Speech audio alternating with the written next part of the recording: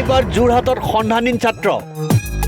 টিউচনলৈ যোৱাৰ পিছৰে পৰা 3 দিন ধৰি সন্ধানহীন পঞ্চম শ্ৰেণীৰ ছাত্ৰজন ৰাজ্যত উদ্বেগজনকভাৱে বৃদ্ধি পাইছে নিৰুদ্দেশৰ ঘটনা পুনৰ যোৰহাটত সন্ধানহীন ছাত্ৰ যোৰহাটত ইটোৰ পাছত সিটো কিশোৰী তথা যুৱক যুৱতী নিৰুদ্দেশৰ ঘটনা সংঘটিত হৈছে শেহতীয়াকৈ যোৰহাটত পুনৰ এগৰাকী পঞ্চম শ্ৰেণীৰ ছাত্ৰ নিৰুদ্দেশ হোৱাৰ ঘটনা পোহৰলৈ আহিছে মঙ্গলবাৰৰ পৰা ৰাহুল সিং নামৰ ছাত্ৰজন নিৰুদ্দেশ হৈ আছে যোৰহাট নগৰৰ চলিহা লেনৰ পৰা যোৱা 20 ফেব্ৰুৱাৰীত ছাত্ৰজন নিৰুদ্দেশ হয় ছাত্ৰজনৰ মাতৃয়ে কোনো লোকে ছাত্ৰজনক অপহৰণ কৰাৰ সন্দেহত যোৰহাট সদৰ থানাত এখন এজাহাৰ দাখিল কৰিছে